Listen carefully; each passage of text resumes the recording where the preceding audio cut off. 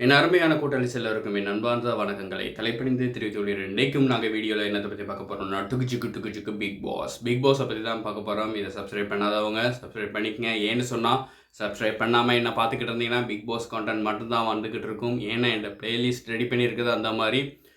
அதனால் சப்ஸ்கிரைப் பண்ணி வச்சிங்கன்னா நான் கிடைச்ச political comedy, cinema comedy, motivation, health science, உடல் ஆரோக்கியம், அதை பற்றி நிறைய விஷயம் கழிச்சிக்கிட்டு இருக்கேன். அதெல்லாம் பார்க்கணும்னா என்ன சப்ஸ்கிரைப் பண்ணி வச்சுக்கோங்க. அது மாத்திரம் இல்லாமல் லைக் பண்ணிக்கோங்க. எத்தனை பேருக்கு பிடிச்சிருக்கு இந்த வீடியோ, எத்தனை பேருக்கு பிடிக்கல அப்படிங்கிறத நான் தெரிஞ்சுக்குவேன். அது மாத்திரம் இல்லாமல் உங்களோட கருத்துக்களை கமெண்ட் வடிவத்தில் பதிவு செஞ்சு அனுப்புங்க. வாங்க வீடியோக்குள்ளே போகலாம். நேற்று பார்த்தீங்கன்னா எலிமினேஷன், யாரை எலிமினேட் பண்ணுறது அப்படிங்கிற பிரச்சனை. பெரும்பாலான நபர்களால் திவ்யா தான் எலிமினேஷன் பண்ணப்பட போகிறாங்க. அப்போ ஃப்ராடு, கோலை அப்படிங்கிற வார்த்தையை யூஸ் பண்ணி, அதாவது நேற்று முந்தான நடந்த சண்டையை இழுத்துக்கிட்டு வந்து வச்சு இந்த முறையும் விக்ரம் அவர்கள், அதாவது திவ்யா மேலே உள்ள கொடூரமான மனப்பாங்க விக்ரமுக்கு என்ன தெரியப்படுத்துகிறாரு, கோலை, ஃப்ராடு அப்படின்னு தெரிவித்து எலிமினேஷன் பண்ணுறாரு. பரவாயில்ல, ரெண்டு பேருக்கும் சண்டை அந்த மாதிரி. ஏன்னா திவ்யா நல்லவங்க மாதிரி வேடம் போட்ட அப்படி தெரிஞ்சாலும் கூட அவங்களும் இந்த கேம் ஷோவை பொறுத்த வரைக்கும் நல்லா நடந்துக்கல. அதே மாதிரி விக்ரம், யார் பக்கமும் பிரச்சனை இருக்குது. எல்லாருமே சூழ்நிலை கைதிகள். நானும் தான் சூழ்நிலைக்கு ஏற்ற மாதிரி தான் நாங்கள் எல்லாம் செயற்படுவோம். ஏன்னு சொன்னால் விஜய் சேதுபதி கிட்ட பேசுகிறப்ப திவ்யா மற்றும் கம்ருதீன் கட்டிப்பிடிச்சி மன்னிப்பு கேட்டிருப்பாரு. அது ஒரு நடிப்பாக தான் தெரிஞ்சிச்சு அப்படின்னு விக்ரம் சொல்லியிருப்பார். அதுக்கு விஜய் சேதுபதி ஒன்றும் சொல்லாமல் விக்ரம் சொல்லியிருப்பார். அது எனக்கு நடிப்பாக தான் தெரிஞ்சிருக்கு அப்படின்னா அதை பற்றி தான் கேள்வி கேட்டிருப்பாங்க. திவ்யா கேள்வி கேட்டது இங்கே ரொம்ப தூரம் நீண்டுக்கிட்டு போகுது. கடைசியில் விக்ரம் அவர்களோட ஒய்ஃபுக்கும் விக்ரமுக்கும் நடக்கல உரையாடலை ஒட்டு கேட்டிருக்காங்க திவ்யா. அந்த அளவுக்கு பிரச்சனை வெடித்து பூதாகரமாக ஆக்ரோஷமாக விக்ரம் உலக தொலைக்காட்சி வரலாற்றிலேயே முதல் முறையாக விக்ரமின் சண்டை காணாதவர்கள் கண்டு கழியுங்கள் அப்படின்னு சொல்கிற மாதிரி அந்த பிரச்சனை இருந்துச்சு. அது மட்டும் இல்லாமல் திவ்யா பார்வையும் கேள்வி கேட்டிருப்பாங்க. ஏன்னு சொன்னால் கனி தான் வெளியே போனாங்க. நேற்று பார்த்தீங்கன்னா கனி வெளியே போயிருப்பாங்க. வெளியே போனோடனே பார்வை அதை குறித்து சந்தோஷப்பட்டிருப்பாங்க. கனி வெளியே போனது, அதாவது கனி வெளியே போக உரித்தான நபர் தான். இருந்தாலும் சேண்ட்ராவை விடவா கனி வெளியே போகணும்? சேண்ட்ரா வில்காட்டில் வெளியே உள்ளுக்கு வந்தாங்க. உள்ளுக்கு அவங்க செயற்பட்ட விதம் நாங்களே பார்த்துருப்போம். அதாவது பார்க்குறதுக்கு இரிட்டேட்டிங்காக இருந்துச்சு அவங்களோட ஒவ்வொரு குணாதிசயங்களும். அதை விடவா கனி அவங்க வெளியே போகணும் அப்படின்னு பார்த்தோம்னா அதுவும் ஒரு பிழையான விஷயம்தான். இது எந்த விதத்தில் இந்த கேமை அணுகிறாங்க அதே தான் சொல்கிறாங்க. சபரியும் விக்ரமும் அழுது இருந்தாங்க. இந்த கேமையே புரிஞ்சிக்க இல்லை. அதாவது வீட்டில் உள்ள நபர்களே இந்த கேமை நடிப்பாக சொல்கிறாங்க.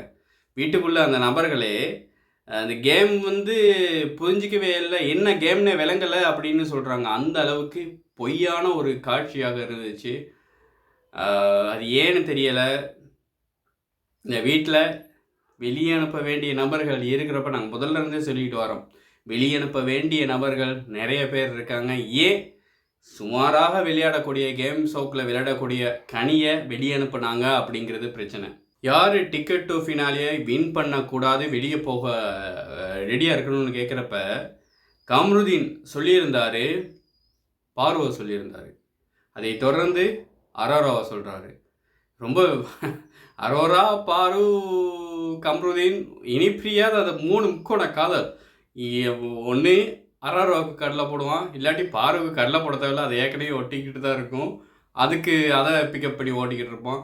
இப்போ இந்த பிரச்சனை வந்தவன இந்த டிக்கெட் ஆஃப் ஃபினாலி யார் வின் பண்ணுவா, யார் வின் பண்ணக்கூடாது நினைக்கிறீங்க அப்படின்னு சொல்கிறப்ப அரோராவையும் பார்வையும் தான் சொல்கிறான். ஏன்டா? ஐயோ ஐயோ புரியலை. இந்த கமருதீன் வந்து ஒரு காதல் மன்னனா வளம் வந்துகிட்டு இருக்காரு இந்த வீட்டில். அது மட்டும் நல்லா கண்கூடாக தெரியுது. அதாவது சபரியும் விக்ரமும் நேற்று அழுதுருந்தாங்க. இந்த ஷோ முடிய நேற்று கனி வெளியே போனோன்னா அழுதுருந்தாங்க. ரொம்ப அழுக. ஒரு சின்ன பிள்ளைய மாதிரி தான் பார்க்க வேண்டியிருந்துச்சு. என்னடா ஒரு லோட் அந்த அழுகையை கொண்டு வாங்க, அந்த லொரி 2 அழுகையை கொண்டு வாங்க, அழுகையை கொண்டு வந்து இந்த வீட்டில் கொட்டுங்க, உன்னை சபரிக்கு கொடுங்க, உன்னை விக்ரம் கொடுங்க, 2 பேரும் அழுது தீக்கட்டும் அப்படின்னு சொல்கிற மாதிரி இருந்துச்சு. என்ன தான் நாங்கள் காமெடியாக சொன்னாலும் கூட இந்த ஷோவை பொறுத்தளவு நாங்கள் எல்லாம் விமர்சிக்கலாம், எடுத்தாப்புல வேணுங்கிற மாதிரி விமர்சிக்கலாம். ஆனால் வீட்டு உள்ளுக்கு இருக்கப்ப எவ்வளவு ஸ்ட்ரெஸ், எவ்வளவு மன அழுத்தத்திற்கு அவர்கள் உட்படுவார்கள் அது எங்களுக்கு தெரியாது. நாங்கள் பாட்டுக்களை விமர்சிச்சுட்டு போவோம். ஆனால் அது உள்ளுக்கு விளையாடுறவங்களுக்கு தான் தெரியும். சாப்பிடாம சபரி வந்து நல்லா திரகாத்திரமாக தடிப்பு மறந்துருப்பார். அதே மாதிரி விக்ரமும் போகவும் மெலிஞ்சு போயிட்டாங்க. வேணாங்க சாப்பாடு அந்த மாதிரி ஒழுங்காக சாப்பிடாம, என்னடா இவருக்கு ஒரு வீடா, இவருக்கு 50 லட்சமா, 1 கோடியா, இவருக்கு ஒவ்வொரு நாள் இருக்கிறதுக்கும் சம்பளமா அப்படின்னு நாங்கள் எடுத்தாப்புல சொல்லிடுவோம். ஆனால் இதில் இருக்கிறது அவ்வளோ கஷ்டம். டாஸ்க் விளையாடுறது அவ்வளோ கஷ்டம். டாஸ்க்கு அதுகளை கூட விளையாண்டுடலாம். மனப்போராட்டம். இவங்க எது பேசிடுவாங்க, அவங்க அது பேசிடுவாங்க, எது பேசினாலும் அவங்க பெயரம் பேசுவாங்க. அப்படிங்கிற ஒரு போராட்டம். இதற்கெல்லாம் முகம் கொடுத்துக்கிட்டு இருக்குதுங்கிறது பெரிய ஒரு விஷயம். போன கிழமை பார்த்துட்டிங்கன்னா வீட்டில் உள்ள ஆட்கள் வந்துருந்தாங்க. வீட்டில் உள்ள நபர்கள் வந்து தனக்கு ஏண்ட புத்திமதியை அவங்களுக்கு சொல்லிட்டு போயிருந்தாங்க. ஆனால் பாரு விட்ட அம்மா மட்டுமே புத்திமதி சொல்லலை. அது பெரிய குறையாக தெரிஞ்சாலும் கூட யாருமே இதுவரை நடந்த பிக் பாஸ் எல்லாத்துலேயுமே கேமை கொஞ்சம் சேஞ்ச் பண்ணி அழகாக விளையாட ஆரம்பிப்பாங்க.